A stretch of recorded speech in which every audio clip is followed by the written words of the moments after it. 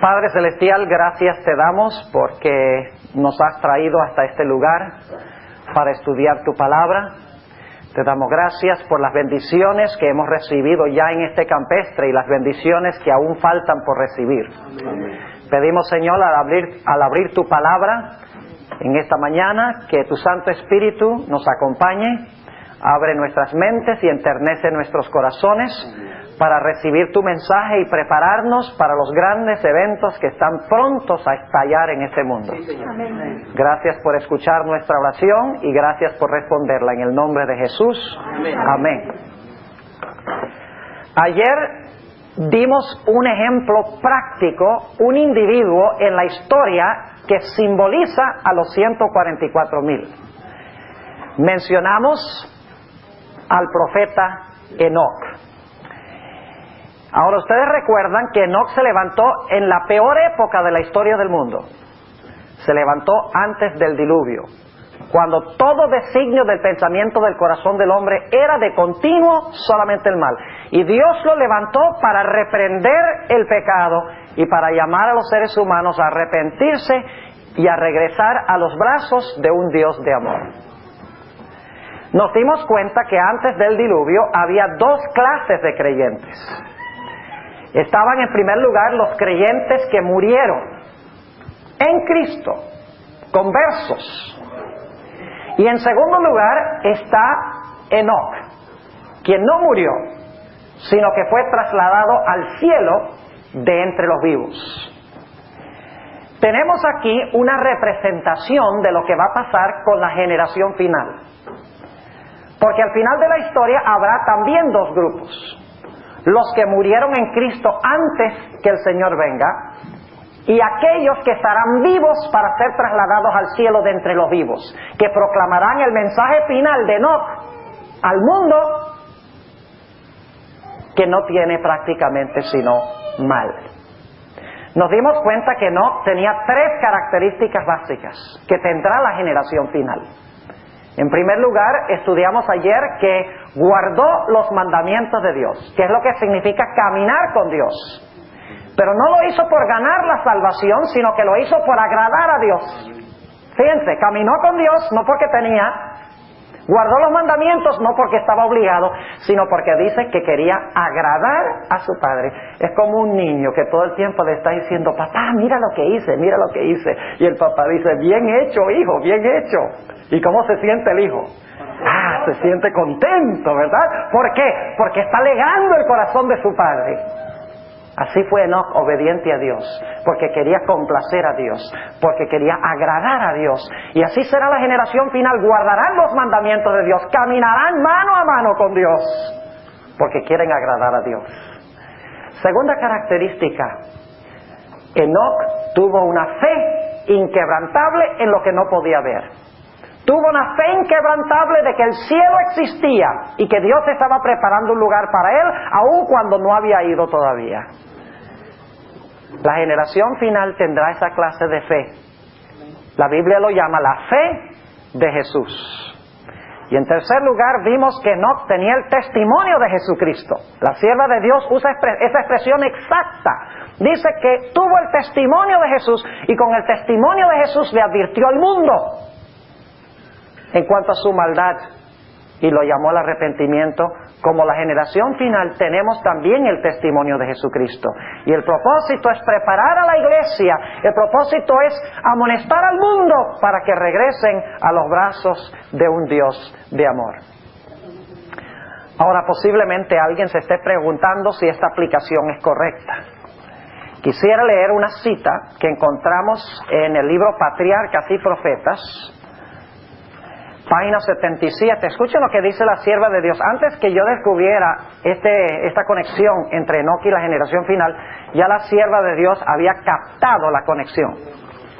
Dice ella lo siguiente: el piadoso carácter de este profeta representa el estado de santidad que deben alcanzar todos los que serán comprados de entre los de la tierra. Esa es una cita de Apocalipsis 14:3. Comprados de entre la tierra, está entre comillas en esta cita. Y es una cita que se refiere en Apocalipsis 14:3 a los 144,000. Así que él sigue diciendo, el piadoso carácter de este profeta representa el estado de santidad que deben alcanzar todos los que serán comprados de entre los de la tierra en el tiempo de la segunda venida de Cristo. En ese entonces, así como en el mundo antediluviano, prevalecerá la iniquidad. Siguiendo los impulsos de su corrupto corazón y las enseñanzas de una filosofía engañosa, el hombre se rebelará contra la autoridad del cielo. Pero, así como Enoc, el pueblo de Dios buscará la pureza de corazón y la conformidad con la voluntad de su Señor hasta que refleje la imagen de Cristo. Tal como lo hizo Enoc, anunciarán al mundo la segunda venida del Señor y los juicios que merecerá la transgresión, y mediante su conversación y ejemplo, santos condenarán los pecados de los impíos. Así como Enoc fue trasladado al cielo antes de la destrucción del mundo por el diluvio, así también los justos vivos serán traspuestos de la tierra antes de la destrucción por el fuego. Así que la sierva de Dios captó esta conexión que nosotros analizamos ayer, página 77 del libro Patriarcas y Profetas. Pero en esta mañana nos incumbe preguntar un poco más específicamente ¿cuándo van a vivir en este mundo los 144,000? ¿Y cómo es que podrán pasar por el tiempo de angustia vivos y mantenerse firmes, mantenerse fieles a Dios? Vamos a tratar de responder en primer lugar la pregunta ¿cuándo vivirán en la tierra los 144,000? Bueno, ya lo contestamos ayer cuando estudiamos en cuanto a Enoc. Enoc fue trasladado al cielo de entre los vivos. Eso significa que los 144,000 simbolizados por Enoc representan a aquellos que serán trasladados al cielo de entre los vivos cuando Cristo venga. Pero queremos ahora analizar evidencia bíblica adicional en cuanto a este punto. Vayan conmigo al libro de Apocalipsis, el capítulo 6, y quiero repetir, hermanos y hermanas, un punto que recalqué ayer y lo voy a repetir en el transcurso de la semana, y es lo siguiente. Si usted espera salvarse como adventista del séptimo día, usted va a tener que pertenecer a uno de dos grupos. Si usted espera estar vivo cuando Cristo venga, y yo personalmente creo que Cristo va a venir en esta generación, no estoy fijando fechas, pero viendo lo que está pasando en la iglesia y lo que está pasando en el mundo, Cristo no puede demorar mucho. Ahora, si usted tiene planes de estar vivo, si yo tengo planes de estar vivo, usted y yo tendremos que pertenecer al grupo de los 144,000. Porque ese es el único grupo de salvos que estarán vivos cuando Cristo venga. Ahora, si llegamos a morir, tendremos que pertenecer a otro grupo. El grupo que sale en la resurrección especial. De eso vamos a hablar, Dios mediante, mañana. Mañana vamos a hablar de la resurrección especial. Es decir, no habrá adventistas que van a resucitar en la resurrección general de los justos. No habrá adventistas del séptimo día que van a resucitar en la resurrección que menciona Pablo en 1 de Tesalonicenses 4, donde dice los muertos en Cristo resucitarán primero. Entre ese grupo no habrá adventistas del séptimo día. Los adventistas del séptimo día resucitarán en una resurrección especial antes de la segunda venida de Jesús, y se los voy a comprobar mañana. Entonces, ¿por qué estamos estudiando lo que estamos analizando esta semana? Sencillamente porque si usted quiere estar entre los 144,000, si Cristo viene en nuestra generación y usted está vivo, va a tener que pertenecer a los 144,000 y va a tener que poseer el carácter que ellos poseen. Y ese carácter no lo tenemos ahora, porque hemos sido indolentes, hemos sido perezosos en la preparación de ese carácter. Así que nos incumbe estudiar en cuanto a ellos, saber cuándo van a vivir, saber la clase de carácter que van a tener, para que nosotros podamos preparar ese tipo de carácter para estar firmes en el tiempo que se avecina. Ahora lean conmigo Apocalipsis, el capítulo 6, lean con sus ojos mientras yo leo audiblemente, Apocalipsis, el capítulo 6, y quiero empezar en el versículo 15. Vamos a empezar en el versículo 14. Dice en el versículo 14, y el cielo se apartó como un libro, Apocalipsis 6, el cielo se apartó como un libro que es envuelto, y todo monte y las islas fueron movidas de sus lugares. Y los reyes de la tierra, y los príncipes, y los ricos, y los capitanes, y los fuertes, y todo siervo, y todo libre, se escondieron en las cuevas y entre las peñas de los montes, y decían a los montes y a las peñas: caed sobre nosotros, y escondednos de la cara de aquel que está sentado sobre el trono, y de la ira del Cordero. Pregunto, ¿qué evento están describiendo estos versículos?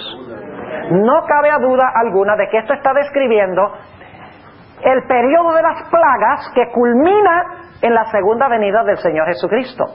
Ahora, yo quiero que ustedes noten que después de describir el tiempo de las plagas, cuando se derrama la ira de Dios sin mezcla de misericordia, cuando este periodo se está realizando, según hemos leído, este periodo termina con una pregunta, o este pasaje termina con una pregunta. Noten lo que dice el versículo 17. Porque el gran día de su ira es venido. Ahora, cuando la Biblia habla del gran día de su ira, está hablando no solamente de la segunda venida, sino de todo el periodo del tiempo de angustia de Jacob, cuando están cayendo las plagas. Ese es el derramamiento de la ira de Dios sin mezcla de misericordia. Pero la pregunta es, porque el gran día de su ira es venido. Y ahora noten la pregunta: ¿y quién podrá estar firme? Cuando venga el gran día de la ira de Dios, las plagas y la segunda venida del Señor Jesucristo, la pregunta surge: ¿quién cuando venga esto podrá estar firme? ¿Saben ustedes? Eso no puede estar refiriéndose, esa pregunta no puede referirse a los que murieron, porque si están muertos no tienen que permanecer firmes. ¿Están conmigo o no? Si están muertos no tienen por qué permanecer firmes. La pregunta es: el gran día de su ira es venido, ¿quién podrá estar firme de entre los vivos? ¿Dónde esperarían ustedes conseguir la respuesta a esa pregunta? En el siguiente capítulo. Note lo que dice Apocalipsis 7:1. Después de estas cosas vi 4 ángeles que estaban sobre los 4 ángulos de la tierra, deteniendo los 4 vientos de la tierra, porque no soplase viento sobre la tierra, ni sobre la mar, ni sobre ningún árbol. Ahora, ¿están reteniendo qué cosa? Los vientos. ¿Qué pasa cuando sueltan los vientos? Es cuando caen las plagas y se realiza lo que acabamos de leer. Viene la destrucción final.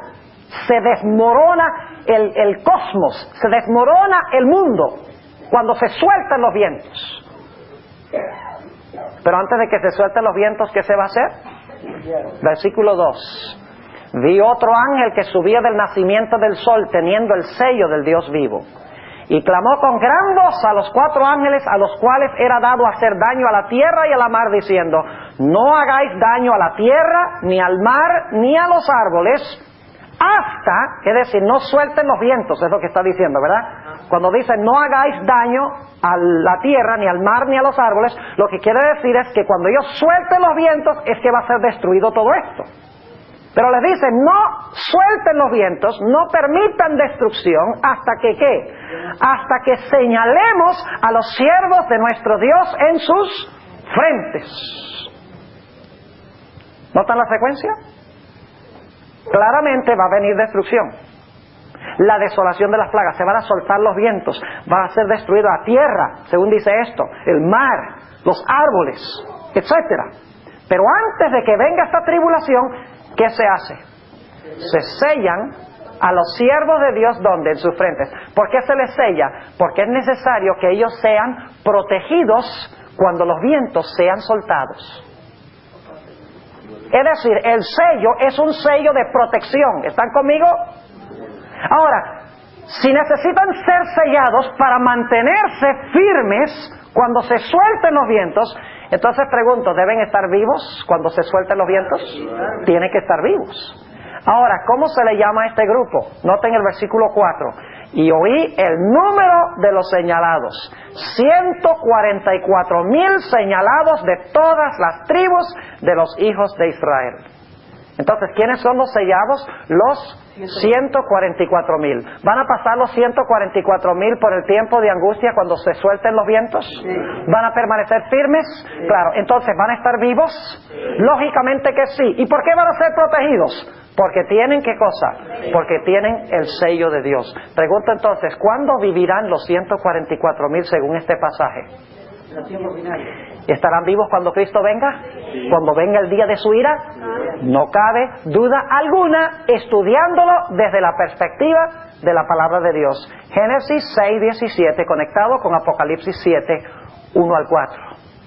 Pero hay otros pasajes. Vamos a Apocalipsis 14, el segundo pasaje que menciona específicamente el número 144,000. Apocalipsis 14 y el versículo 1 hasta el versículo 5. Y vamos a leer solamente el versículo 1 por ahora. Dice en el versículo 1: y miré, y he aquí el Cordero estaba sobre el monte de Sión, y con él 144,000 que tenían el nombre de su Padre escrito en sus frentes. Más adelante vamos a hablar de las características de los 144,000, pero ahora quiero que notemos cuándo es que ellos viven. Ese es el punto que queremos tratar ahora. ¿Cuándo viven? Ahora, la pregunta surge: ¿dónde están los 144,000 en Apocalipsis 14:1? Están parados en el monte de Sión. ¿Con quién están parados allí? Con el Cordero. Pregunto, en Apocalipsis 14:1, ¿están victoriosos ya? ¿Están en el monte de Sión victoriosos con Jesús el Cordero? Claro que sí. Ahora inmediatamente nos preguntamos, bueno, ¿cómo llegaron ellos allí? ¿Qué pasó antes de que ellos llegaran allí? Bueno, el contexto indica cuándo vivieron ellos. ¿Cómo llegaron ellos allá a estar en el monte de Sión con el Cordero? Algo pasó antes de que ellos pudieran pararse sobre el monte de Sión con el Cordero. Y la pregunta es, ¿qué fue lo que sucedió? Bueno, hay que ir al capítulo anterior, hay que mirar el contexto. ¿De qué nos habla el contexto? Si usted regresa a Apocalipsis al capítulo 13... noten lo que dice en el versículo 15, empezando en el versículo 15. Dice: y le fue dado que diese espíritu a la imagen de la bestia, para que la imagen de la bestia hable, y hará que cualesquiera que no adoren la imagen de la bestia sean ¿qué? Sean muertos. Y hacía que a todos, a los pequeños y grandes, ricos y pobres, libres y siervos, se les pusiese una marca en su mano derecha o en sus frentes, y que ninguno pudiese comprar o vender sino el que tuviera la señal o el nombre de la bestia o el número de su nombre. Aquí hay sabiduría. El que tiene entendimiento cuente el número de la bestia, porque es número de hombre, y el número de ella 666. Pregunto, este grupo de personas, los 144,000, ¿viven cuando la bestia se une con la imagen de la bestia? Según el contexto. Yo pregunto, ¿todavía se ha unido la bestia y la imagen de la bestia plenamente? No. Entonces, ¿este grupo todavía está en el futuro? Yo creo que algunos se están escogiendo ahora, pero el grupo en su plenitud todavía es futuro. Yo pregunto, ¿este grupo va a estar vivo cuando el falso profeta haga caer fuego del cielo a la tierra y haga esta gran señal? Sí, el versículo 13, que no leímos, de Apocalipsis 13, dice eso. Pregunto, ¿esta generación vivirá cuando la herida mortal de la bestia sea sanada? Sí. ¿Este grupo de personas van a vivir cuando no se pueda comprar ni vender? Sí, el contexto lo dice. ¿Este grupo va a vivir cuando se proclame el decreto de muerte? Sí, dice que sean muertos. ¿Este grupo va a vivir cuando se imponga la marca de la bestia por ley? ¿Cuando se una la iglesia con el Estado? El contexto indica que sí.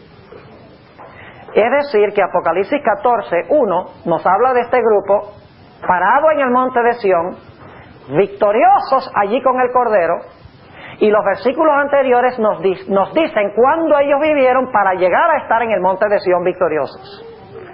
Vivieron al mismo final de la historia, cuando la bestia recuperó su poder, cuando se unió con la imagen, cuando el Estado y la iglesia se unieron, cuando nadie podía comprar ni vender, cuando todos fueron sujetos de un decreto de muerte, vivieron en ese periodo según el contexto inmediato. Entonces pregunto, ¿es esta la última generación? Claro que sí. Ahora yo quisiera comprobarles esto sin duda alguna, de que debemos conectar Apocalipsis 14:1, donde habla de los 144,000 victoriosos en el monte de Sión, con los versículos que vienen antes, que ellos antes de estar parados allí le ganaron la victoria sobre la bestia, sobre su imagen y sobre su marca. Es decir, vivieron en los últimos eventos antes del cierre de gracia. Se los voy a comprobar ahora bíblicamente. Vayan conmigo, Apocalipsis 15, el siguiente capítulo. Y dicho sea de paso, aquí no se menciona el número 144,000, pero las características son obvias, sabemos que son los 144,000. Apocalipsis 15 y el versículo 2. Noten esto. Y vi, así como un mar de vidrio mezclado con fuego. ¿Dónde queda ese mar de vidrio mezclado con fuego? En el cielo. ¿En qué parte? ¿Dónde se encuentra el trono de Dios? En la Nueva Jerusalén. ¿Y dónde está la Nueva Jerusalén? ¿En qué monte? En el monte de Sión. Muy bien. Así que aquí está un grupo que está en el monte de Sión. Dice, y vi así como un mar de vidrio mezclado con fuego. Y ahora escuchen esto. Y los que habían alcanzado la victoria de la bestia y de su imagen y de su señal y del número de su nombre, estar sobre el mar de vidrio teniendo las arpas de Dios. Amén. ¿Sobre quiénes ganaron la victoria este grupo? Sobre la bestia, su imagen, su señal y su número. Yo pregunto, ¿esta prueba todavía ha venido al mundo? No. ¿Sobre la bestia, su imagen, su marca y su señal? No. ¿Esta gente vivió en el tiempo de esa prueba? Claro que sí, porque dice que ganaron la victoria sobre la bestia, sobre su imagen, sobre su señal y sobre el número de su nombre. Es decir, ellos vivieron en los últimos eventos de la historia del mundo. Y ustedes dicen, ¿cómo sabemos que estos son los 144,000? Ahí no está el número. Pues noten el versículo 3. Y cantan el cántico de Moisés, siervo de Dios, y el cántico del Cordero. ¿Quiénes son esos que cantan el cántico de Moisés y del Cordero? Los 144,000, lo dice el capítulo 14, versículo 1 al 5. Pregunto entonces, ¿esta generación va a vivir a través de los peores eventos de la historia del mundo, al final de la historia, cuando se una la bestia, su imagen, y se una el dragón, los poderes civiles con los poderes religiosos para imponer la marca de la bestia por ley, bajo pena de muerte? No cabe duda alguna de que esta es la última generación de los que estarán vivos para pasar por estas experiencias. ¿Sí, hermano? Bueno, la posición de la Iglesia Adventista sobre la marca de la bestia, que creemos, la ley dominical, para mí tiene una gran importancia. Tiene una gran importancia sobre el desencadenamiento de los eventos finales.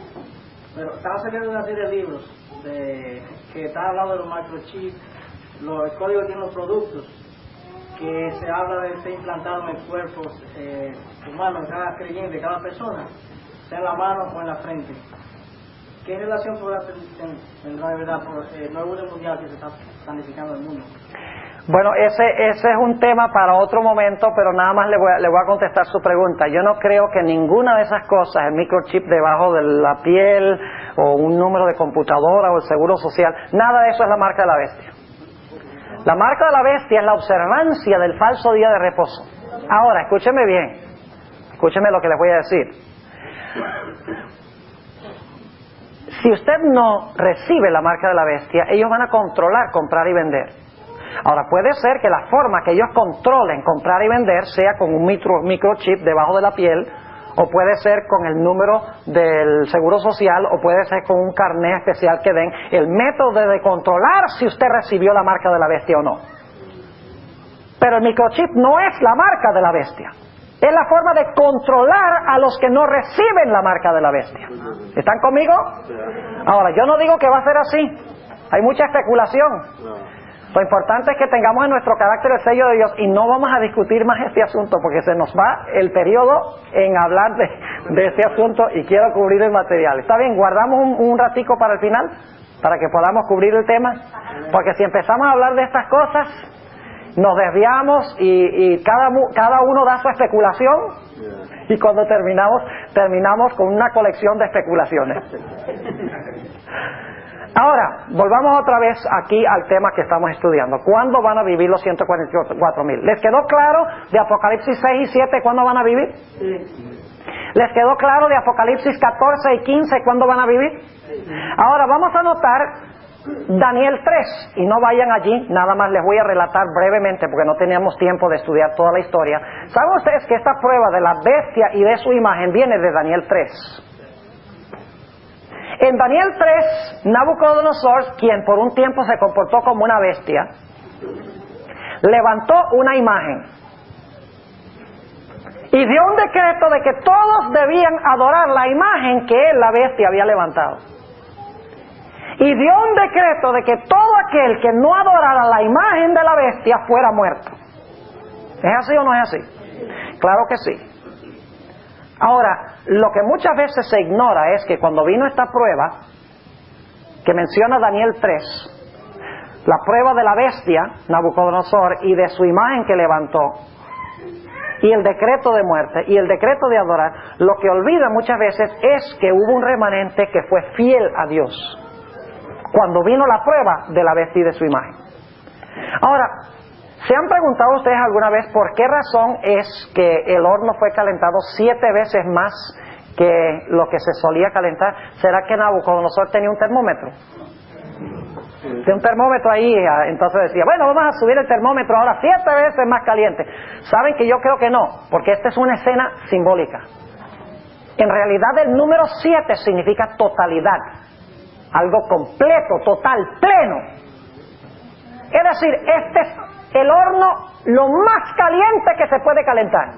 Ahora yo pregunto, ¿el pueblo de Dios va a pasar por un terrible horno de aflicción, el peor horno de aflicción en la historia del mundo? ¿Cómo se llama ese periodo del horno de aflicción?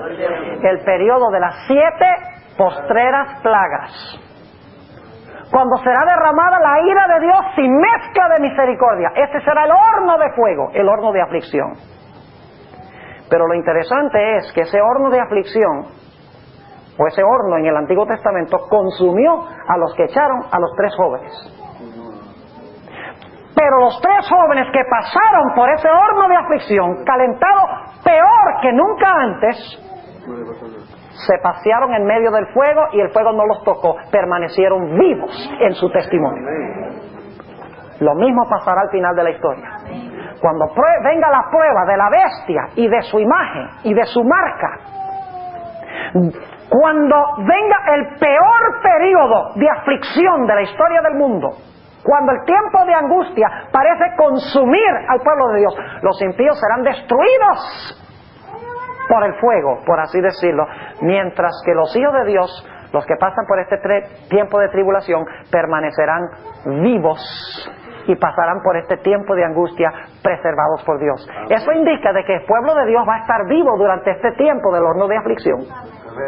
Y que Dios los va a proteger durante este periodo. Mucha gente dice, ay no, ese tiempo de angustia, y yo lo que quiero es que el Señor me ponga a dormir antes.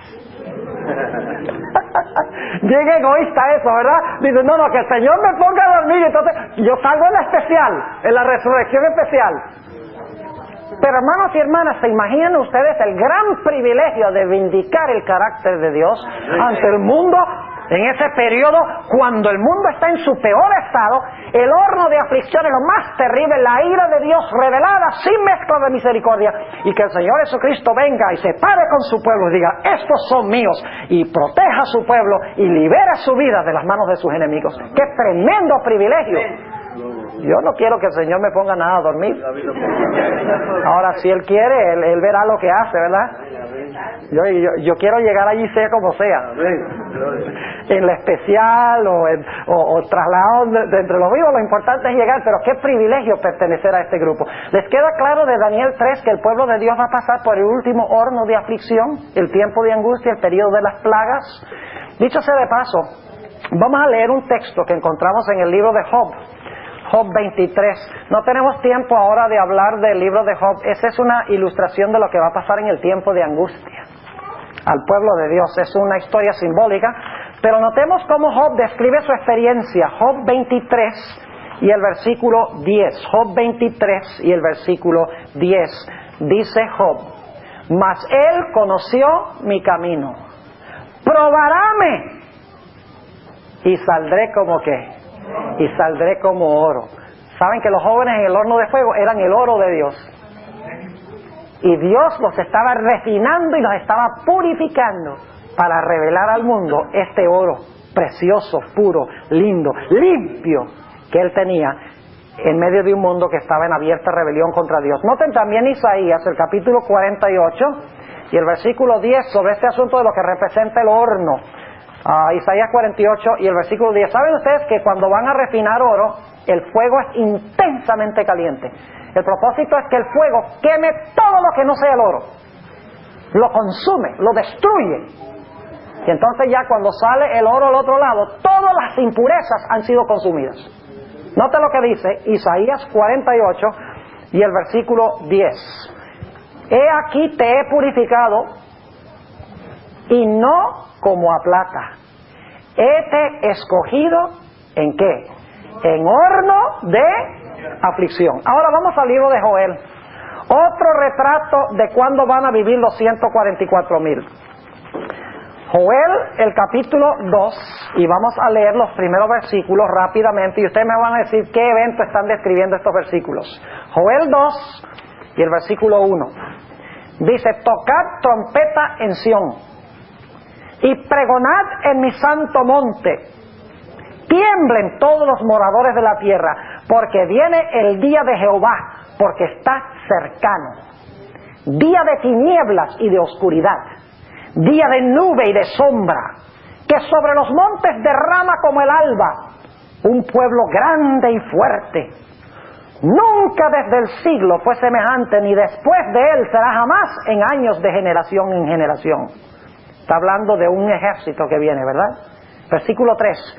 Delante de él consumirá fuego, tras de él abrazará llama. Como el huerto del Edén será la tierra delante de él, y detrás de él como desierto asolado, ni tampoco habrá quien de él escape. Viene un general con sus tropas, dice que cuando viene la tierra está como el huerto del Edén, y cuando se va la tierra está como un desierto. Y luego dice en el versículo 4, su parecer como parecer de qué. Vienen en caballos, y como gente de a caballo correrán, como estruendo de carros saltarán sobre las cumbres de los montes, como sonido de llama de fuego que consume hojarascas, como fuerte pueblo aparejado para la batalla. Esta gente viene para una batalla, ¿verdad? Y viene sobre caballos y viene quemando, y viene con el sonido de la trompeta.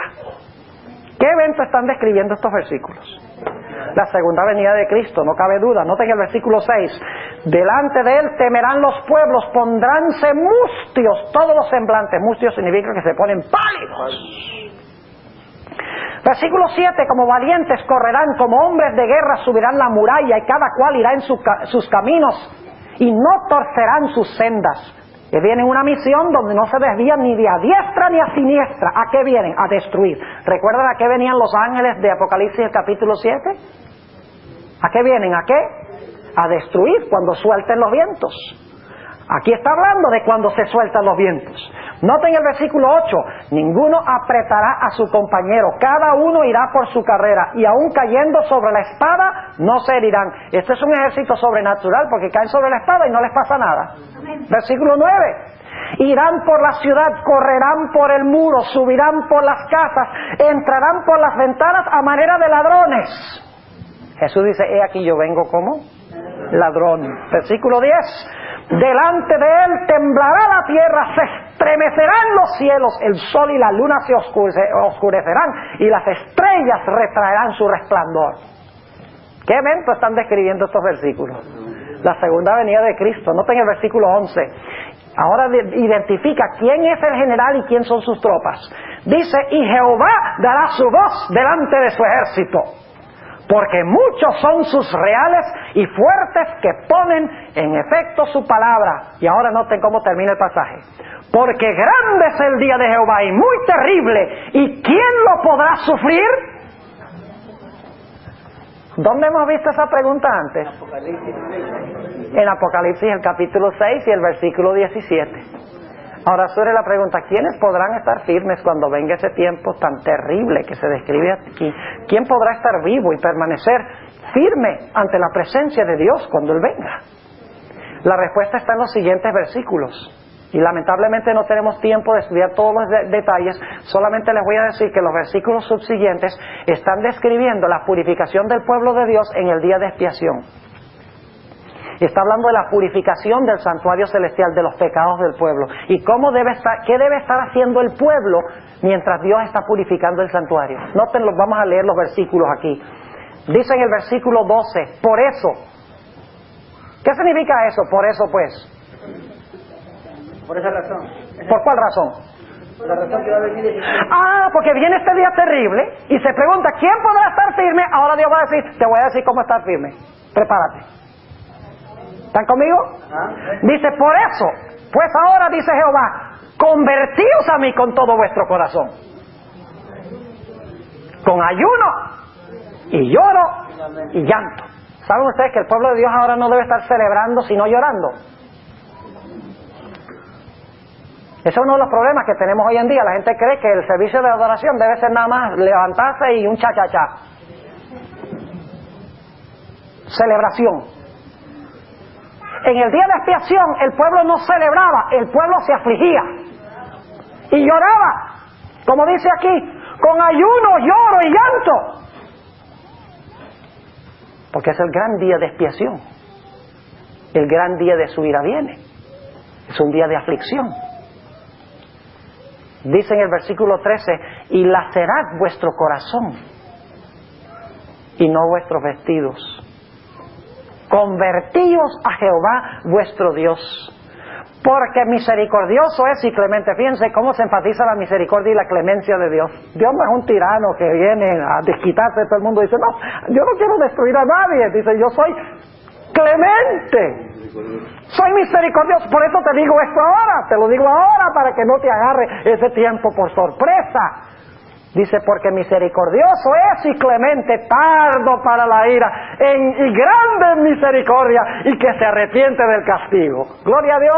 Amén. Qué hermoso retrato de Dios. En el juicio Dios no quiere condenarnos, Dios quiere que aflijamos nuestras almas para que pueda justificarnos. Amén. Y luego dice en el versículo 14, ¿quién sabe si volverá y se apiadará y dejará bendición tras de él presente y libación para Jehová, Dios vuestro? Y luego habla de la preparación, dice, tocad trompeta en Sión. ¿Recuerdan que antes del día de expiación se tocaban las trompetas? ¿Recuerdan que en el día de expiación se ayunaba? ¿Recuerdan que la gente aflige a sus almas? Así que si ustedes quieren estudiar más sobre qué está describiendo esto, está hablando del gran día de expiación, lo que hace Cristo en el santuario y lo que debemos hacer nosotros en obra paralela en la tierra. Dice en el versículo 15, tocad trompeta en Sión, pregonad ayuno, llamad a su congregación. Pregunta, ¿en el día de expiación la gente tenía que congregarse alrededor del santuario? ¿Cómo no? Dice, reunid el pueblo, santificad la reunión, juntad los viejos, congregad los niños y los que maman, salga de su cámara el novio. Es decir, ni siquiera el novio, el que está en luna de miel, puede quedarse adentro. Se va a encontrar con Jehová. Salga de su cámara el novio y de su tálamo la novia. Entre la entrada y el altar, ahora escuchen pastores, entre la entrada y el altar lloren los sacerdotes, ministros de Jehová, y digan, perdona, oh Jehová, a tu pueblo, y no pongas en oprobio tu heredad, para que las gentes se enseñoreen de ella.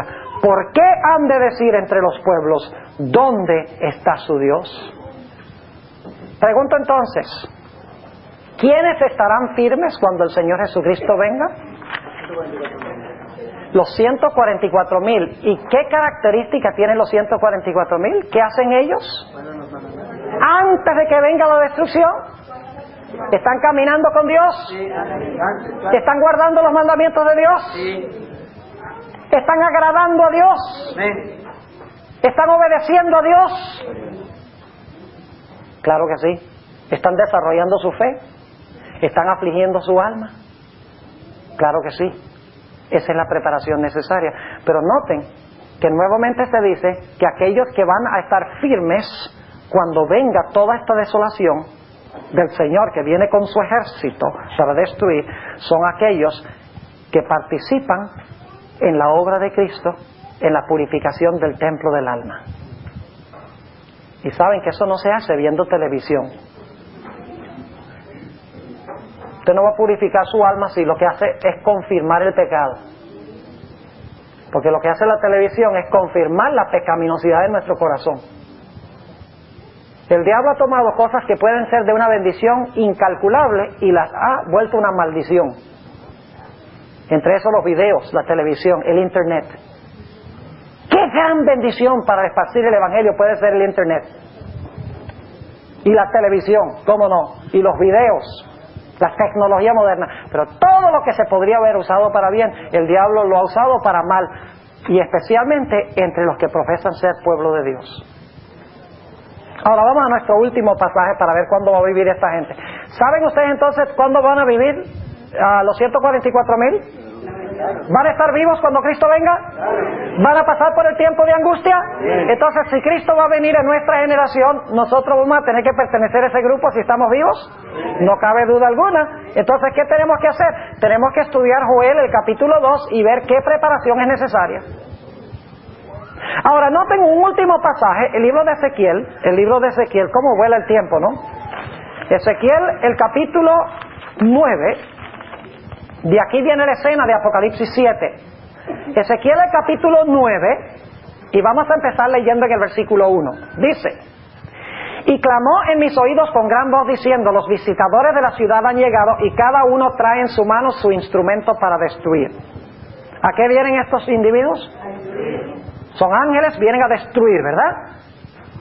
Versículo 2, y he aquí que 6 varones venían del camino de la puerta de arriba, que está vuelta al aquilón, y cada uno traía en su mano su instrumento para destruir.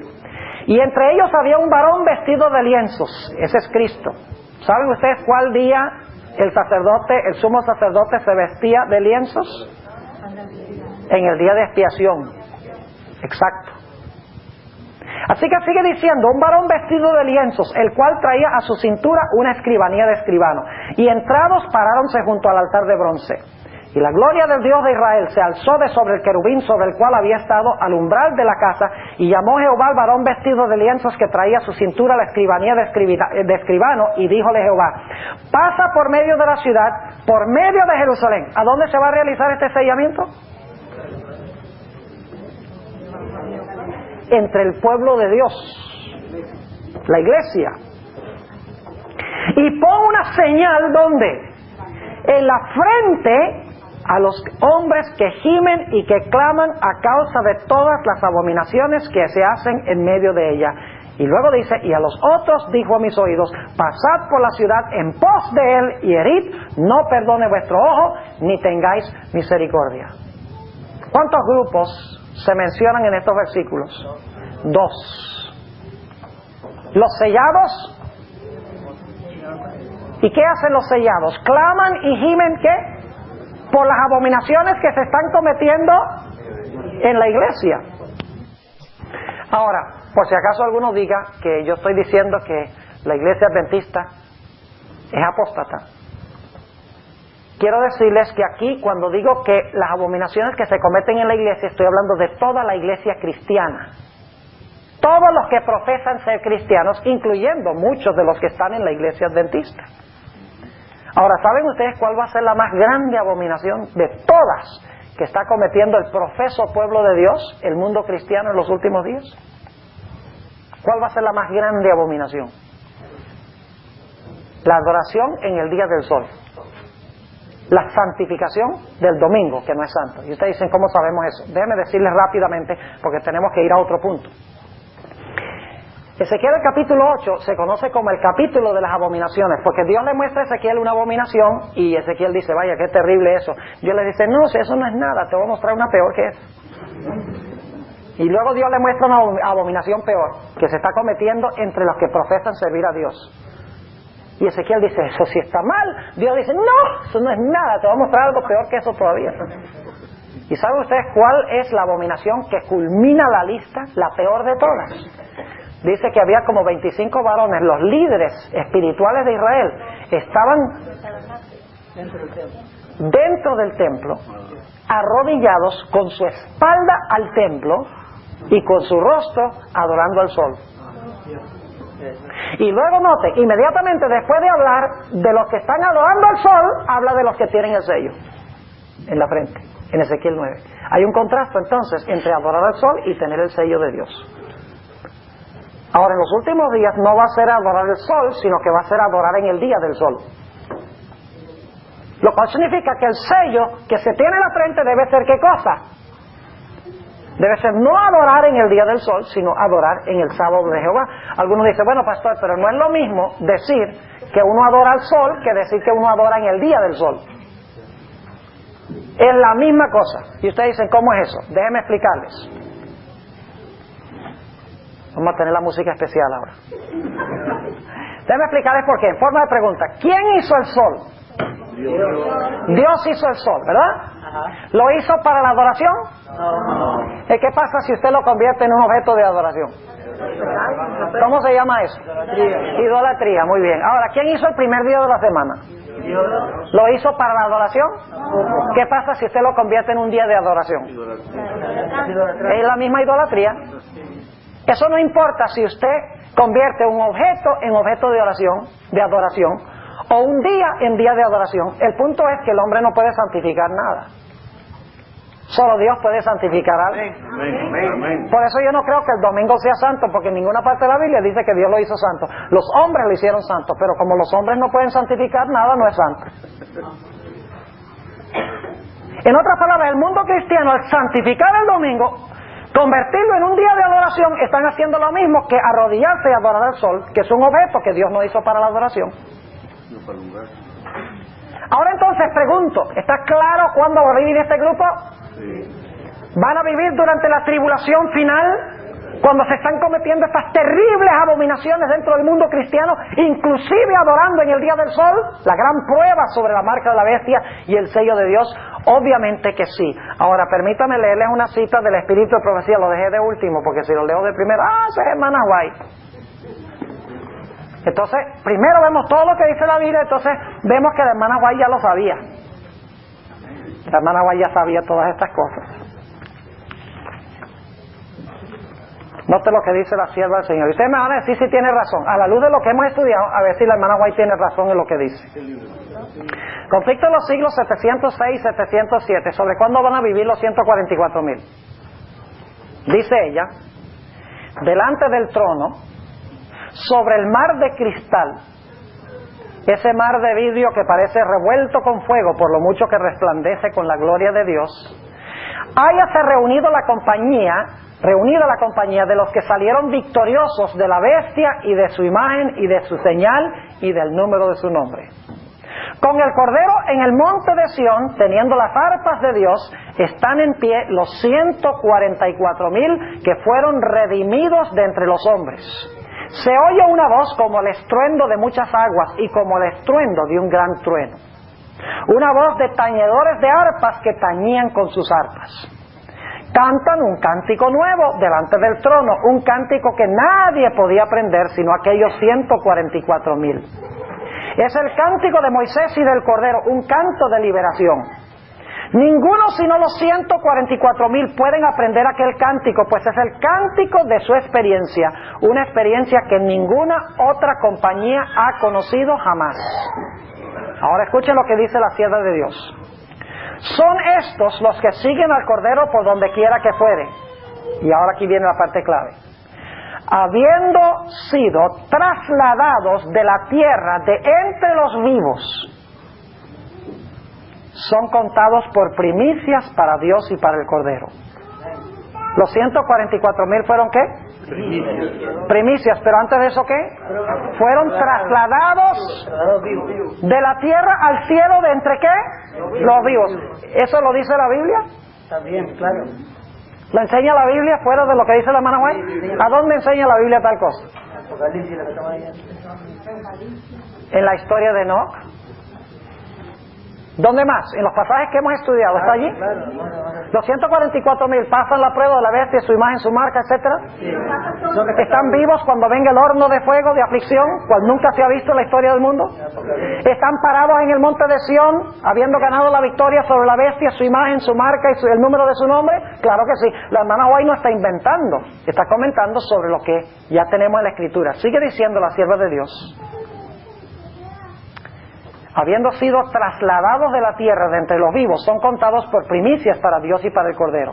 Estos son los que han venido de grande tribulación, han pasado por el tiempo de angustia, cual nunca ha sido desde que ha habido nación. ¿Pasaron por el tiempo de angustia de Jacob? Claro que sí. Sigue diciendo, han estado sin intercesor durante el derramamiento final de los juicios de Dios. ¿Está eso en la Biblia? Sí. Claro que sí. Pero han sido librados, pues han lavado sus ropas y las han blanqueado en la sangre del Cordero. Amén. En sus bocas no ha sido hallado engaño, están sin mácula delante de Dios. Pregunto entonces de nuevo, ¿cuándo será que vivirán los 144,000? el objetivo final. Los 144,000 son los que están vivos cuando Cristo venga. Nunca pasan por la experiencia de la muerte. Ahora, yo sé que alguien está preguntando y está diciendo, sí, pastor, pero entonces, ¿por qué dice la hermana White de que ella va a estar entre los 144,000? Déjeme decirle en primer lugar que la hermana White no se puede contradecir. Acabamos de leer en el conflicto de los siglos que ella dice que los 144,000 van a pasar por el tiempo de angustia de Jacob. Van a ser trasladados entre los vivos. Van a vivir sin intercesor. Yo pregunto, ¿la hermana White cualifica en alguna de esas descripciones? No, porque ella se murió en el año 1915. No pasó por el tiempo de angustia de Jacob. La bestia y su imagen no se habían unido, no se había impuesto la marca. Jesús no había cesado su tarea como intercesor. Entonces, ¿cómo es que usted puede creer que la hermana White dice en el conflicto de los siglos que los 144,000 son trasladados de entre los vivos, entre las otras características, y decir que la hermana White va a estar entre ese grupo? Ahora, déjeme explicarle cuál es el problema. La hermana White tiene una cita que se encuentra en Primeros Escritos, página 15, a donde ella da la impresión de que va a estar con los 144,000 o entre los 144,000. Quiero leer esa cita y luego la quiero explicar. La página 15 de Primeros Escritos, ella dice, los 144,000 estaban todos sellados y perfectamente unidos. Está hablando ya cuando están en el cielo. En su frente llevaban escritas estas palabras: Dios, Nueva Jerusalén, y además una brillante estrella con el nuevo nombre de Jesús. Y ahora escuchen esto. Los impíos se enfurecieron al vernos en aquel santo y feliz estado. Al vernos. Se incluyó ella, ¿verdad? Y entonces dicen, ve, ella va a estar entre los 144,000, porque dice, los 144,000 estaban victoriosos y los impíos se enfurecieron al vernos en este feliz estado. Lo que tenemos que entender, hermanos y hermanas, es que Dios le dio visiones a la hermana White como si ella estuviera participando con ese grupo en el futuro. Dios la trasladó al futuro como si ella estuviera allí con ellos participando, pero no está dando una profecía de que ella va a estar allí participando. ¿Me están entendiendo lo que estoy diciendo? Es como, por ejemplo, Pablo dice, luego nosotros los que vivimos. Pablo está muerto, ¿verdad? Está hablando como si estuviera vivo en aquella época, porque está participando la hermana White en visión con lo que está pasando. Pero no está prediciendo que va a suceder exactamente así. Ahora, la hermana White nunca dice que ella va a estar entre los 144,000, jamás. ¿Recuerdan que leímos una cita ayer donde la hermana White usó la palabra entre, among? Déjenme leerles esa cita otra vez. La hermana White sabía muy bien el inglés y sabía muy bien la diferencia entre estar entre y estar con. Piensa esta cita donde la hermana White usa la palabra entre. Review and Herald, marzo 9, 1905. Aquí ella usa entre. Dice, esforcémonos con todo el poder que Dios nos ha dado de estar entre los 144,000. La palabra among en inglés. Y hagamos todo lo posible, todo lo que podamos para ayudar a otros a ganar el cielo. Es decir, ella dice, esforcémonos por estar entre ese grupo. Pero, luego noten lo que le dice el ángel a la hermana White. Esto está en Primeros Escritos, página 40, porque la hermana White quería siempre quedarse en el cielo, cuando estaba en visión. Dice ella, no podía sufrir el pensamiento de volver a este tenebroso mundo. El ángel me dijo, entonces, debes volver. Y si eres fiel, tendrás con los 144,000 el privilegio de visitar todos los mundos y ver la obra de las manos de Dios. ¿Sabía la hermana White la diferencia entre las preposiciones entre y con? Lo sabía muy bien. Nunca, ni una vez, hermanos y hermanas, van a encontrar ustedes una cita de la hermana White a donde ella dice que ella va a estar entre los 144,000. Ahora, alguno dirá, sí, pastor, a los que están bien versados en los escritos de la hermana White, van a decir, bien, pastor, pero no le dijo la hermana White a un hermano que perdió a su esposa de que ella estaba sellada e iba a estar entre los 144,000. Bueno, eso no fue lo que dijo Elena G. de White. Déjenme leerles la cita que se encuentra en Mensajes Selectos, tomo 2, página 301. Fíjense lo que dice la sierva de Dios. Es un hermano de la iglesia que perdió a su esposa. ¿Qué número, pastor? Página 301, mensajes selectos, tomo 2. Había perdido a su esposa, algo muy difícil para él porque dependía mucho de ella, tenía hijos pequeños. Entonces la hermana White le escribió una carta a este hermano. Y fíjense lo que le dijo la hermana White a este hermano. Vi que ella estaba sellada. Ah, estaba sellada, dice, tenía el sello de Apocalipsis 7. No, porque la Biblia dice en Efesios 1, 13 y 14 y Efesios 4, 30 que todos en cierto sentido somos sellados con el Espíritu Santo. Pero ese no es el sello final de Apocalipsis 7. Sigue diciendo, vi que ella estaba sellada, que se levantaría y se pondría en pie sobre la tierra y estaría con los 144,000. Nuevamente, ¿qué preposición usa? Con los 144,000. Vi que no necesitábamos afligirnos por ella. Ahora escuchen eso. Descansaría durante el tiempo de angustia. Eso no cuadra con lo que leímos del conflicto de los siglos. Pero la hermana White en el conflicto de los siglos dice, pasarán por el tiempo de angustia, los 144,000. Aquí la hermana White dice, descansará durante el tiempo de angustia. Entonces, o la hermana White se contradice, o hay algo que nos está faltando. Mañana vamos a hablar de una resurrección especial que sucede antes que Cristo venga, y se los voy a comprobar bíblicamente, no solo con el espíritu de profecía. Antes de que Cristo comience su segunda venida, Él deja oír su voz. Todos los que murieron en el mensaje del tercer ángel van a resucitar para ver la segunda venida de Jesús de principio a fin. Así que si usted no está vivo cuando Cristo venga, por lo menos va a ver toda la segunda venida del Señor Jesucristo en poder y gloria.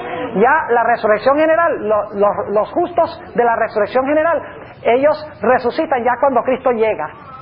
Ya cuando Cristo está encima de la tierra, porque no toca la tierra, ya cuando está encima de la tierra, dice, levantaos los que dormís en el polvo de la tierra. Entonces todos los de la resurrección general resucitan, pero no presenciaron toda la segunda venida de Jesús de principio a fin. Por eso dice la sierva de Dios que los que resuciten en esta resurrección especial, entre las cuales está esta mujer que murió en 1850, esto está pasando en 1850. Dice ella que cuando resuciten los de la resurrección especial, estarán ellos parados con los 144,000, viendo a Jesús venir del cielo en poder y gloria, mientras la sinagoga de Satanás está postrada a los pies de los santos y diciendo, verdaderamente Dios los amó a ustedes. Amén. Ahora, déjeme meterle un clavo final a este féretro de la idea de que la hermana White va a estar entre los 144,000. Escuchen bien, la hermana Hastings murió en 1850. Leímos ya que los 144,000 van a pasar la prueba de la marca de la bestia, ¿verdad? Amén. ¿La hermana Hastings pasó la prueba de la marca de la bestia? No. Ahora escuchen lo que dice la sierva de Dios en el libro del Evangelismo. El libro del Evangelismo, la página 174. Y esta cita la está escribiendo Elena White 1899. ¿Cuándo murió la hermana Hastings? 1850. ¿La marca de la bestia era una prueba cuando ella se murió? No. Es más, ¿saben ustedes que en 1850 nadie todavía había recibido la marca de la bestia? ¿Saben ustedes que hoy día todavía nadie ha recibido la marca de la bestia?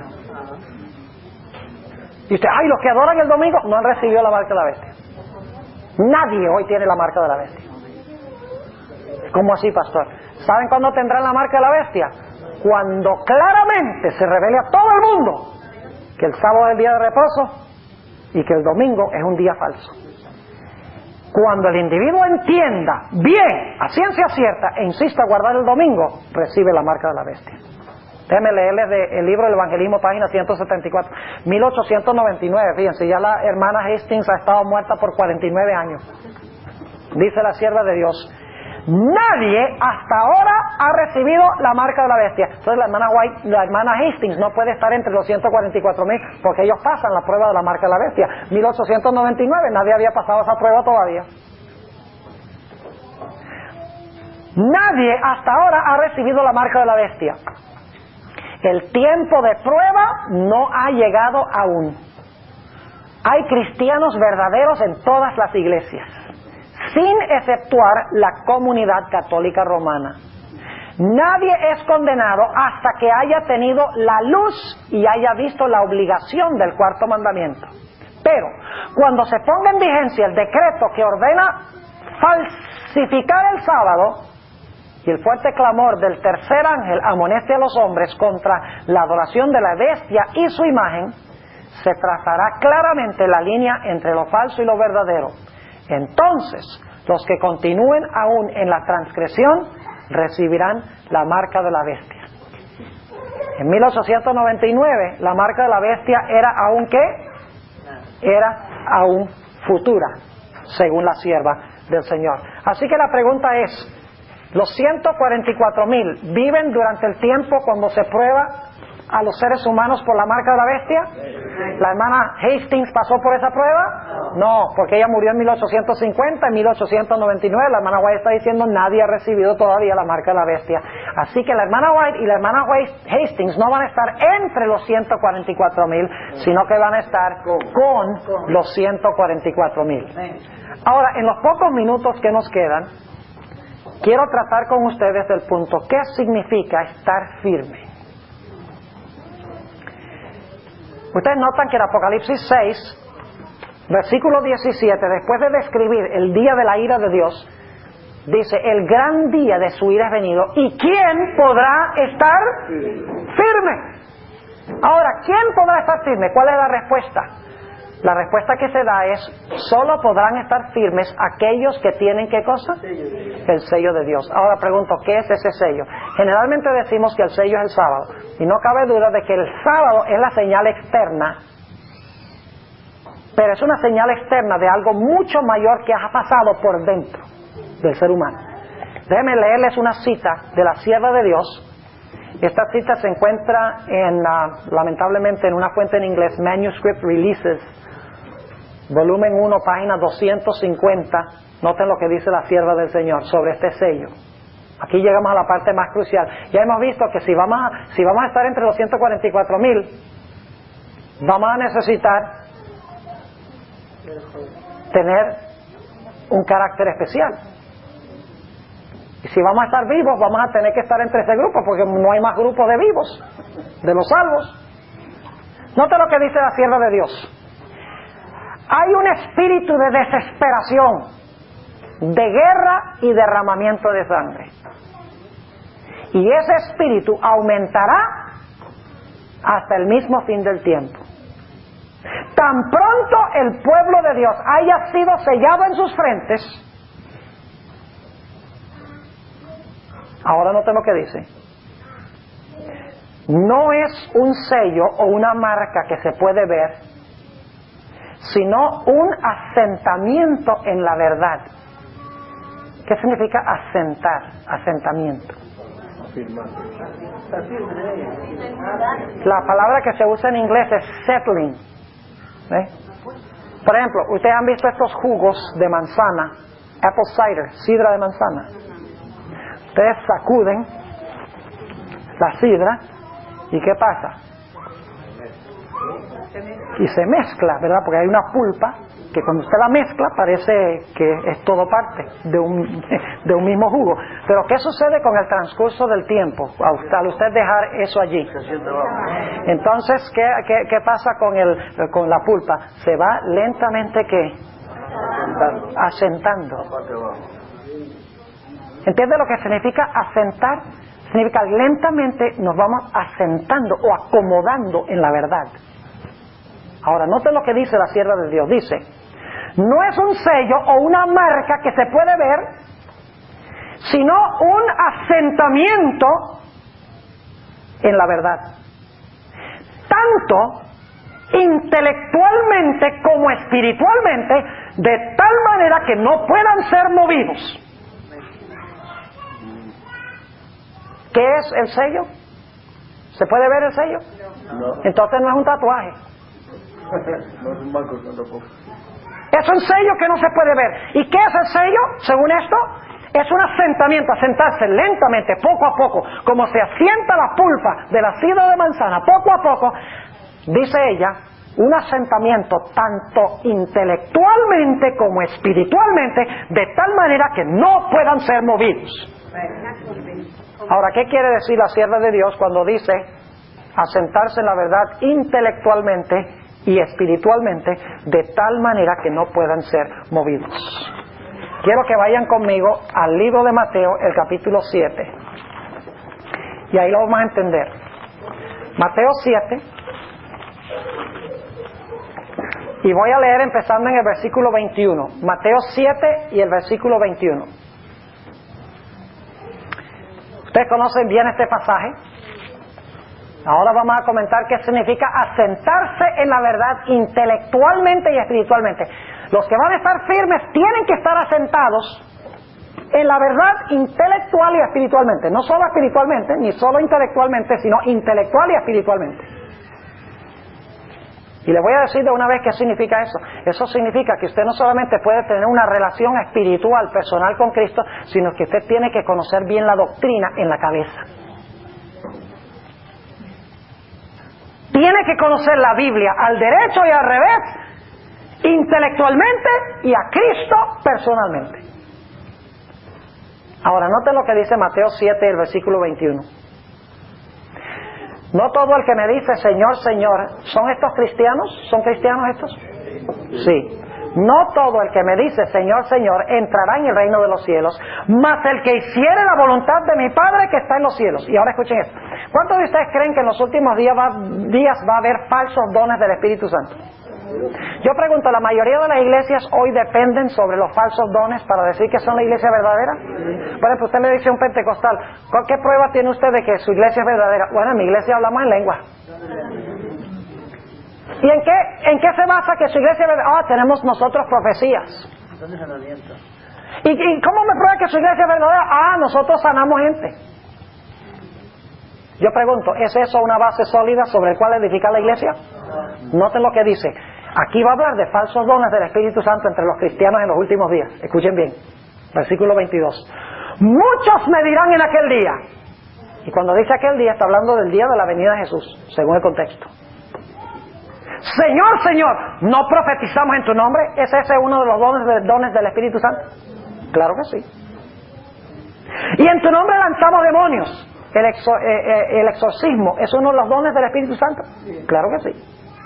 Y en tu nombre hicimos muchos milagros. ¿Es ese uno de los dones del Espíritu Santo? Que entonces tenemos en aquel día tenemos cristianos que tuvieron los dones aparentemente del Espíritu Santo. ¿Están conmigo o no están conmigo? Y dijeron, nosotros somos verdaderos hijos de Dios porque nosotros tenemos los dones, tenemos milagros, tenemos profecías, estamos lanzando demonios, estamos hablando en lenguas. Eso demuestra que estamos bien con Dios. Pero noten lo que dice Jesús. Versículo 23. Entonces les protestaré. Nunca os conocí. Sí, pues no es que una vez cuando hacían estas cosas estaban con Dios y después se extraviaron. Desde el mismo comienzo, cuando hacían estos milagros, estaban en el lado equivocado. Dice, entonces les protestaré, nunca os conocí, apartaos de mí, obradores de maldad. ¿Saben qué palabra griega se usa allí para la palabra maldad? Es la palabra griega anomías. Los que queréis vivir sin la ley. Pregunto, ¿tienen milagros y señales y prodigios y lenguas y exorcismos y profecías y todo eso? Sí, pero ¿qué es lo que no quieren? No quieren la ley. Particularmente, ¿cuál mandamiento de la ley? ¿Sobre qué están edificados? Sobre señales y milagros y no sobre la palabra. Ahora yo quiero comprobarles que esa interpretación es correcta. ¿Viene una tormenta? Les pregunto. ¿Han leído ustedes el número de veces que la hermana White, cuando habla de la crisis final, dice se acerca la tormenta? Al acercarse la tormenta, al soltarse los vientos, al venir el diluvio. La hermana White usa esa terminología. ¿Sabe de qué está hablando? Del momento cuando los ángeles sueltan los vientos y viene la tempestad. Es como en Amarillo, Texas. Yo viví ahí 4 años y medio. ¿Saben ustedes que allá tiene uno que estar todo el tiempo atento al weather? Tiene que estar viendo la televisión. Cada noche uno ve cómo va a estar. Y dicen, hay las condiciones atmosféricas necesarias para que haya mañana un tornado. ¿Y qué creen ustedes que hacemos nosotros? Durante todo el día estamos chequeando el televisor. Porque en amarillo puede estar soleado. En cuestión de 10 minutos está todo nublado, soplando durísimo el viento, granizando y un tornado. Entonces uno tiene que mirar las señales y tiene que estar atento y estudiando y viendo para estar listo. La hermana White dice que así es la tempestad que se avecina. Y saben que antes de venir un tornado hay una calma increíble, un silencio sepulcral, donde uno dice no puede pasar nada, y luego de repente viene el tornado y destruye todo. Por eso se compara la destrucción final, el tiempo de angustia, con el soltar de los vientos. Y la pregunta es ¿quién podrá estar firme? Bueno, va a haber en primer lugar los que dependen de señales, prodigios y milagros y lenguas y todo esto. Y dice, esto demuestra que nosotros somos del Señor, Señor. Ahora noten la parábola que da Jesús. Versículo 21. Versículo 24. Cualquiera pues que oye estas palabras y las hace. ¿Cuál es el problema con los que tienen señales, prodigios y milagros? Oyen, pero no hacen. Cualquiera pues que me oye estas palabras y las hace, le compararé a un hombre prudente que edificó su casa sobre la peña. ¿Qué significa edificar sobre la peña? Hacer señales, prodigios y milagros. Eso es edificar sobre la peña. Eso demuestra que usted es de Cristo. ¿Qué demuestra? ¿Sabe? Hoy en día demasiado se depende en la iglesia sobre sentimientos, emociones, voces, impresiones, intuiciones, emoción. Sí, todo el mundo quiere tener en la iglesia baile y quieren tener música donde aplauden y quieren, todo el tiempo emocionados. Si usted edifica su experiencia sobre eso, tenga la seguridad de que va a estar en el lado equivocado. Sigue diciendo la sierva de Dios o la Biblia. Noten el versículo 26. Versículo 25. ¿Dónde edificó este hombre su casa? En la peña. ¿Qué significa edificar en la peña? Oír la palabra de Cristo y ¿qué? Y hacerla. ¿Qué va a hacer el mundo cristiano en los últimos días? ¿Va a hacer la palabra o solo oírla? Solo oírla. ¿Pero va a tener milagros? Sí. Entonces, si tiene milagros, ¿son de Dios? No. Versículo 25. Noten la terminología. Descendió la lluvia. ¿Qué viene? La tormenta. ¿Se van a soltar qué cosa? Los vientos. Y descendió lluvia y vinieron ríos y soplaron vientos y combatieron aquella casa y no cayó porque estaba fundada sobre la peña. ¿Qué es estar fundado sobre la peña? Oír la palabra de Dios y hacerla. No solo espiritualmente, sino intelectualmente. En un momento les voy a dar un último ejemplo de eso. Ahora noten el caso contrario. Versículo 26. Y cualquiera que me oye estas palabras y no las hace,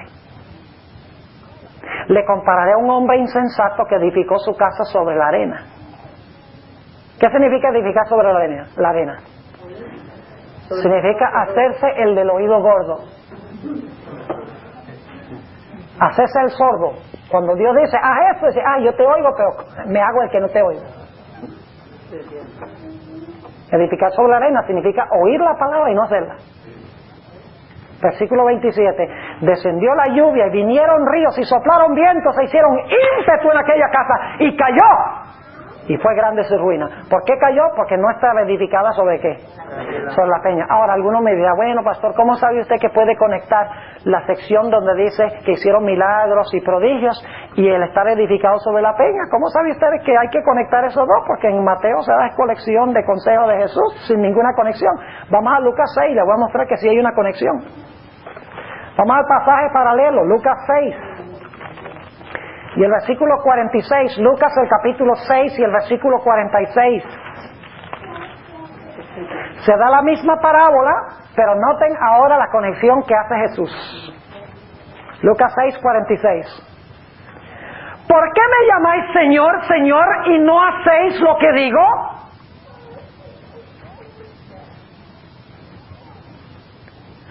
Todo aquel que viene a mí y oye mis palabras y las hace, os enseñaré a quién es semejante. Pregunta entonces, ¿hay que conectar esos prodigios, señales y milagros con edificar sobre la peña y sobre la arena? Claro que sí. ¿Saben por qué la mayoría del mundo cristiano va a estar en el lado equivocado? Porque edifican su religión sobre emociones y milagros y sentimientos y exorcismos y lenguas, todos estos fenómenos, mientras que ignoran la obediencia a la palabra de Dios. No van a querer nada que ver con la ley de Dios. Ahora déjenme darles un ejemplo práctico de lo que estoy diciendo. ¿Qué significa estar asentado en la verdad espiritualmente? ¿Saben qué significa? Que su relación con Jesús es tan estrecha que nada ni nadie lo puede sacudir y desviarlo de él. ¿Saben ustedes, hermanos y hermanas, que nosotros vamos a perder todo lo que tenemos? Todo. Dinero, casas, carros, negocio, posesiones, familia, familiares, libertad. Inclusive algunos en el tiempo de angustia previo, la vida misma. Cuando venga esa prueba, ¿cómo vamos a estar firmes? Al menos que conozcamos a Jesús. Porque los hombres nos van a decir, mira, no tienen nada ustedes y los vamos a matar ahora. ¿Cómo ustedes pueden servir a un Dios así? Dios los ha abandonado. ¿Qué Dios? ¿Dónde está el Dios de ustedes? ¿Están entendiendo lo que estoy diciendo? ¿Cuál es la única forma que podremos mantenernos firmes? Si conocemos a nuestro Señor Jesús personalmente, íntimamente. ¿Recuerdan cuando Jesús colgó sobre la cruz del Calvario? ¿Qué dijo Jesús en la cruz? Dios mío, ¿por qué me has desamparado? Parecía que el Padre lo había abandonado. Jesús no tenía nada, perdió todo, inclusive la ropa que tenía puesta. Y estaba por perder su vida. ¿Qué mantuvo firme a Jesús en esa crisis? El hecho de que había desarrollado una comunión estrecha con su Padre. Y dijo, aunque ahora no lo veo ni lo siento, yo sé que está allí porque le he conocido. Amén. ¿Cómo desarrollamos nosotros una relación íntima con Jesús? Hermanos, a través de dos cosas. Primordialmente, la oración y el estudio de la palabra de Dios. Y en tercer lugar, testificando y compartiendo la experiencia que nosotros tenemos con otras personas. Ahora, eso significa espiritualmente asentados. ¿Qué significa intelectualmente asentados? Les voy a dar un último ejemplo. ¿Saben ustedes que la sierva de Dios nos dice que en estos últimos días Satanás se le va a aparecer a los santos disfrazado como familiares que murieron? Quiero preguntarles, ¿cuán importante será conocer la doctrina del estado de los muertos intelectualmente? ¿Qué le va a decir usted a Satanás? Yo sé que tú no eres mi familiar porque yo tengo una relación con Cristo.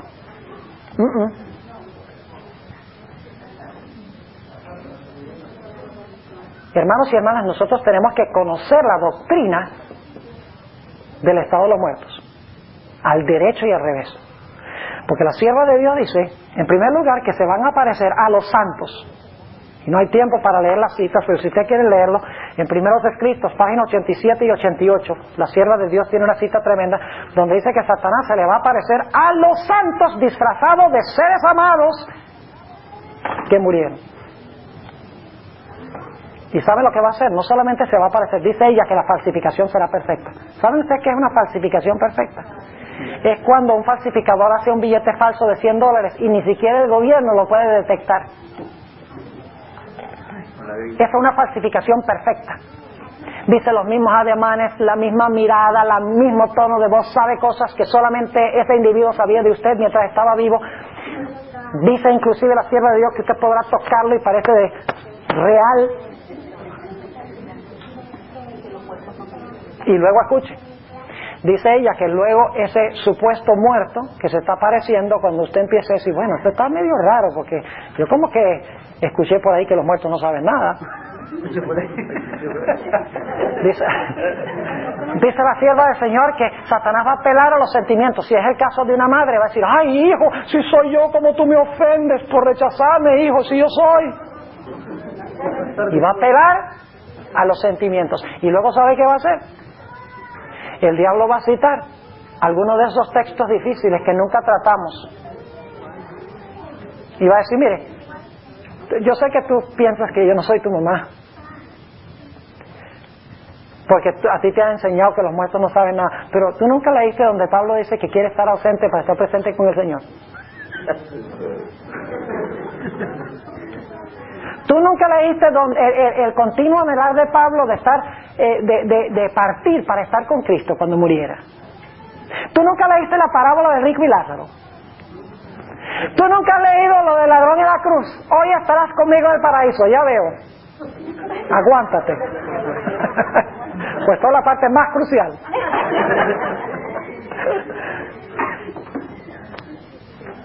Y va a usar esos textos para tratar de sacudir nuestra fe en la doctrina que tenemos nosotros como adventistas. Pregunto, ¿tenemos que conocer al derecho y al revés esos pasajes?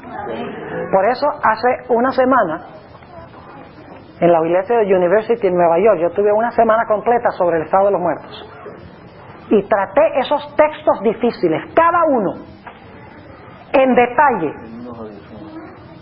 dentro de su contexto, exegéticamente, analizando palabras, analizando conceptos en otros textos, donde yo creo que esos problemas han sido solucionados en gran medida. Esos textos no son tan difíciles como la gente cree cuando uno los estudia con cuidado. Si ustedes quieren conseguir esa serie, yo la tengo aquí, la pueden conseguir. Se metería una propagandita aquí. ¿Entiende lo que significa estar también preparados? ¿Qué? Tienen que conocer la doctrina y tiene que conocer al Señor de la doctrina. Amén. Tiene que conocer el sábado, la doctrina del sábado, hay que conocerla. Hay que poder contestar todos los argumentos de los enemigos del sábado. Y hay que conocer al Señor del sábado. Amén. Intelectual y experimentalmente, espiritualmente sólidos. De tal manera que no podamos ser movidos. Nada de basar nuestra experiencia sobre emociones y sentimientos y voces e intuiciones. Que esto que el Señor me dijo. Es muy común hoy en la iglesia. El Señor me dijo. El Señor me dijo. El Señor me habló y me dijo que dejara a mi esposa. Sí, tuve un individuo que dijo eso una vez. Yo le dije, ¿cometió adulterio? No. Entonces regrese allá. Esa no es la voz del Señor. ¿Entendieron el tema de hoy? ¿Qué necesitaremos para estar firmes? El sello de Dios. Y el sello de Dios es estar asentados espiritualmente e intelectualmente de tal manera que no podamos ser movidos. Oremos. Padre, te damos gracias por el tiempo que hemos podido pasar juntos. Queremos estar, Señor, firmes cuando Cristo venga, ya sea si morimos o si vivimos. Queremos ser fieles a Jesús. Te pido, Señor, que nos ayudes a dedicarnos alma, espíritu y cuerpo a ti sobre el altar. Te damos gracias por habernos acompañado y gracias por contestar nuestra oración en el nombre de Jesús. Amén. Agradecemos al Pastor Bohr por su valioso aporte a la proclamación del mensaje adventista. Visita su página en internet www.secrethomefield.org. La grabación de este tema en formato digital es un servicio del Ministerio Evangelio Eterno. Para obtener gratuitamente estudios selectos de la Biblia y de los escritos de Elena G. White, o para solicitar nuestras publicaciones impresas, diríjase a www.hogarysalud.com y www.evangelioeterno.com.